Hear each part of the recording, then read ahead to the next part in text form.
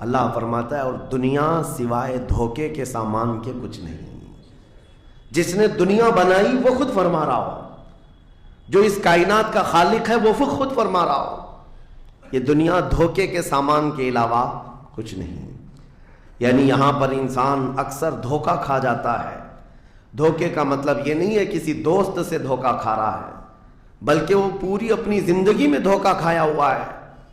جس چیز کو اسے حاصل کرنا تھا دنیا نے اس کا منہ موڑ کر کسی اور چیز میں لگا دیا ہے. یہ دھوکہ نہیں ہے تو اور کیا ہے؟ میں آپ کو ایک بات بتا دوں, آپ گھر سے نکلے تھے, سامان سب باندھ کر کے دلی جا رہے تھے, اسٹیشن پر کسی نے پکڑ لیا اور کہا آؤ چلو میں تمہیں ٹرین میں بٹھا دیتا ہوں, اور اس نے تمہیں دلی کی ٹرین کی بجائے تمہیں مدراس کی چنئی کی ٹرین میں بٹھا دیا, بیٹھ گئے تم. مجھے بتاؤ یہ دھوکہ ہوا کہ نہیں ہوا تمہارے ساتھ؟ بہت بڑا دھوکہ ہوا کہ منزل تمہاری کہیں اور تھی, تم کہیں اور چل پڑے. دیکھنے کو ٹرین سیم دکھ رہی تھی, تم نے اس کی بات کا یقین کیا اور بیٹھ گئے, اور جب پہنچے تو پتا چلا نہیں میں تو دلی پہنچا ہی نہیں, میں چنئی آ گیا. زندگیاں اسی طرح سے گزر رہی ہیں. تم جس راستے پر چل رہے تھے اصل تمہاری منزل مدینہ طیبہ ہے, تمہارا سفر حضور پاک کے قدموں تک پہنچنا ہے, لیکن ایرا غیرہ آتا ہے اور تمہیں کسی دوسرے ٹریک پر ڈالتا ہے اور تم چل پڑتے ہو اس کی بات پر. اسی لیے قرآن نے کہا یہ دھوکے کے علاوہ کچھ نہیں ملتا یہاں پر. دنیا اور دنیا داروں پر تم کبھی بھروسہ نہ کرنا, تم اپنی منزل پر ہمیشہ توجہ رکھنا. تمہاری منزل یہ نہیں ہے. اسی لیے شاعر نے کہا تھا غلط روی سے منازل کا بعد بڑھتا ہے, مسافروں روش کارواں بدل ڈالو. تم ٹیڑھے میڑھے چلتے رہو گے تو منزل لمبی ہو جائے گی, فاصلہ دور ہو جائے گا. اس لیے چلنے کا طریقہ بدل ڈالو, تمہارا سفر آسان بھی ہو جائے گا اور منزل جلدی پہنچ جاؤ گے.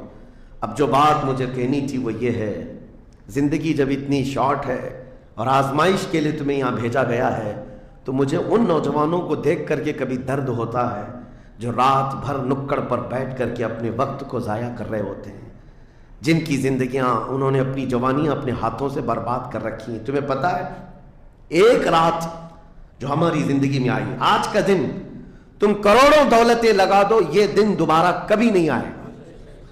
تمہاری زندگی میں کیا قیامت تک واپس نہیں آنا ہے اس دن کو. دنیا چل پڑی ہے, پیچھے کی طرف کبھی نہیں آئے گی. اللہ کا قانون ہے, یہ جو وقت گزر رہا ہے ہمارا دوبارہ ہماری زندگی میں کبھی نہیں آنا ہے.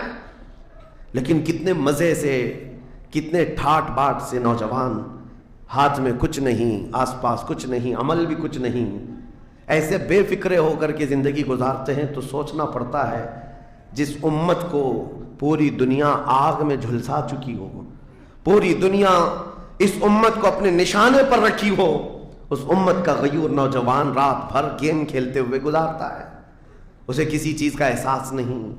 مجھے بتاؤ کیا ہماری کیفیتیں ایسی نہیں ہو گئی ہیں جیسے برائلر چکن ہوتے ہیں, فارم مرغیاں ہوتی ہیں, ان مرغیوں میں سے قصاب کسی کو بھی پکڑتا ہے کاٹتا ہے, دوسری مرغیاں تو چرنے میں مصروف رہتی ہیں, کوئی آواز نہیں ان کی. ایک مرغی کٹی, دوسری مرغی کٹی, وہ کٹتی چلی جاتی ہیں, باقی مرغیوں کو کسی چیز کا احساس نہیں. کیا یہ زندگی گزارنے کے ایسی طریقے نہیں ہو گئے آج؟ ہمیں روز اٹھنے کے بعد ایک نیوز پہنچائی جاتی ہے کہ تمہیں کاٹا گیا, تمہیں مارا گیا. نہ جانے ہم کتنی مسجدوں کے مینار گرتے ہوئے دیکھ رہے ہیں, کتنے اولیاء کاملین کے مزارات کو جلا کر خاک کرتے ہوئے دکھائے جا رہے ہیں. اور ہمارے امت کے ساتھ ہی نہیں, بانی اسلام کی عزت کے ساتھ مذاق, یہ روزانہ نہیں چل رہا ہے. یہ تمام حالات کے بعد اب مجھے فکر اس بات کی ہوتی ہے, میاں جب ہمارے گھر میں جنازہ رکھا ہوتا ہے تو ہم کھانا تک نہیں بناتے چولہے پر, گھر کے اندر, اور جب امت پر ایسے حالات گزر رہے ہوں تو کیا اس نوجوان کو یہ زیب دیتا ہے کہ وہ عیاشی میں رات گزارے؟ کیا اسے یہ زیب دیتا ہے کہ وہ نکڑ پر بیٹھ کر پوری رات کو تباہی کے اڈے پر گزارے؟ تمہارے ہاتھ میں تاش کے پتے, تمہارے ہاتھ میں شراب کی بوتلیں کیسے آ گئیں؟ یہ امت وہ ہے, تمہیں میں بتاؤں, جنگ تبوک ایک جنگ ایسی ہے حضور پاک صلی اللہ تعالیٰ علیہ وسلم کی زندگی پاک میں 900 کلومیٹر کا فاصلہ ہے مدینہ طیبہ سے. ہوا یہ تھا کہ ایک صحابی رسول حضور صلی اللہ تعالیٰ علیہ وسلم کے قاصد بن کر جا رہے تھے, اور بیچ راستے میں ایک عیسائی بادشاہ کے گنڈوں نے اس صحابی رسول کو گرفتار کیا اور ان کو ٹکڑے ٹکڑے کر قتل کر دیا. ماب لنچنگ اس زمانے میں بھی ہو رہی ہوتی. یہ خبر جیسے ہی مدینہ طیبہ پہنچی وہ لوگ ایسے نہیں تھے کہ انا للہ پڑھ کر خاموش ہو جاتے. صحابہ کرام کا جم غفیر مدینے میں جمع ہوا. عرض کیا یا رسول اللہ صلی اللہ علیہ وسلم آپ کا حکم کیا ہے؟ نبی کریم صلی اللہ تعالیٰ علیہ وسلم نے صحابہ کرام کو بھیجا. اس میں سپہ سالار کی تعداد کئی صحابہ کی تھی.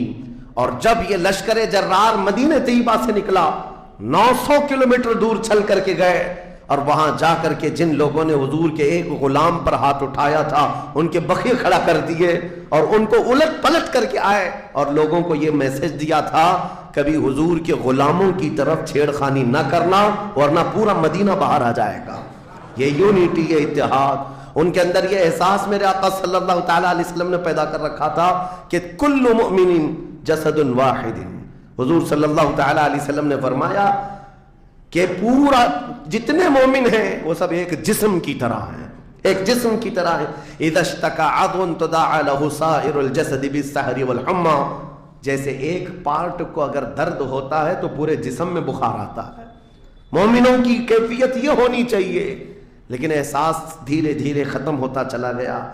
آج ہماری پستی کا ایک سبب یہ بھی بتایا جاتا ہے جس کو شاعر نے کہا تھا قوت فکر و عمل پہلے فنا ہوتی ہے جب کسی قوم کی شوکت پہ زوال آتا ہے. سوچنے سمجھنے کی صلاحیت پہلے ختم ہو جاتی ہے. آدمی سوچتا نہیں، سمجھتا نہیں، بس اپنے وقت کو ضائع کر رہا ہے، برباد کر رہا ہے، بیٹھا ہوا ہے، گپیں لگا رہا ہے. میں آپ کو بتاؤں ہماری عمروں کا احتساب ہونا چاہیے. ہماری زندگی کو گن کر کے دیکھیں کتنے سال کے ہیں ہم. 25 سال، 30 سال، 35 سال، 40 سال، اور اس کے بعد گنو ہم سے کیا ہو سکا ہے اس دنیا میں. ہم اس دنیا میں کیا کر چکے اب تک؟ ہم سے کچھ نہیں ہوا. اگر تاریخ میں آپ کو بتاؤں میرے عزیزو، آپ کو پتہ ہے اس ہندوستان کی سرزمین پر سب سے پہلے لشکر اسلام کی سپہ سالاری کرتے ہوئے آنے والا ایک نوجوان محمد بن قاسم 10,000 کا لشکر لے کر عرب سے آیا تھا اور پرچم اسلام لہرایا تھا. تاریخ میں آج بھی رقم ہے. اپنے پنڈتوں نے بھی اس تاریخ کو لکھا ہے. ہاں، پنڈتوں نے بھی لکھا ہے. اور یہ محمد بن قاسم 10,000 کی سپہ سالاری کے ساتھ ہندوستان میں آ کر اسلام پھیلایا. عمر کیا تھی؟ صرف 19 سال کی عمر تھی. 19 سال کی عمر میں یہ عظیم کارنامہ انجام دینے والا. انہوں نے اپنی عمر کا صحیح استعمال کیا، اپنی ایج کو برباد نہیں کیا، ضائع نہیں کیا. طارق بن زیاد جس کا یورپ بھی قائل ہے، جبل الطارق آج بھی ایک مقام ہے یورپ میں جس کو جبرالٹر کہا جاتا ہے. یہ حضرت طارق بن زیاد کے نام سے ہے. یہ پہلا سپہ سالار ہے جس نے پوری دنیا کے سامنے وہ عزم پیش کیا تھا. یورپ کی سرزمین پر جب کشتیاں لے کر پہنچے تھے یہ مومنین کی تعداد، وہ طارق بن زیاد ہی ہے جس نے پوری کشتیوں کو آگ لگا دیا تھا. کہا تھا کہ ہم پیچھے مڑ کر جانے والوں میں سے نہیں ہیں. جتنے ساتھ آئے تھے سمندر پار کر کے، کشتیوں کا سفر تھا، کشتیاں لکڑی کی بنی ہوئی، آگ لگا دیا اور کہا اب اس عزم کے ساتھ اترو، یا تو ہماری قبر بنے گی یا تو ہمارا جھنڈا لہرائے گا. میرے عزیزو، عمر 22 سال کی تھی. طارق بن زیاد، اور ایک دو نہیں، میں تمہارے سامنے مثالیں رکھوں. ہندوستان کی سرزمین پر ایک ولی کامل کی آپ کو میں تاریخ اگر بتاؤں، جو سرکار سیدنا غریب نواز رضی اللہ تعالیٰ عنہ سے بھی 200 سال پہلے اس ہندوستان کی سرزمین پر تشریف لائے اور اسلام کی خاطر لڑتے لڑتے شہید بھی ہو گئے، اور جن کا لقب سلطان الاولیاء ہے، سیدنا سالار مسعود غازی رحمۃ اللہ علیہ.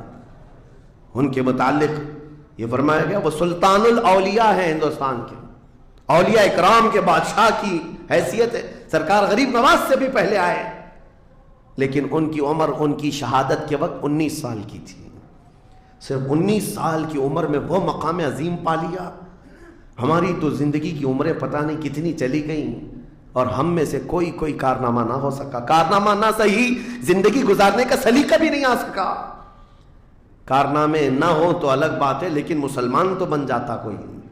عزیزان گرامی وقار، میں آپ کو ایک بات بتا دوں، جو زندگی ملی ہے کچھ ایسا کر جاؤ کہ تمہاری تاریخ رقم ہو جائے، ورنہ قبرستان جا کر کے دیکھنا، وہاں تو لکھے ہوئے کتبے بھی مٹ گئے، قبروں میں کون سویا ہے ان کو بھی لوگ فراموش کر چکے، بھول گئے ہیں، سب بھول گئے.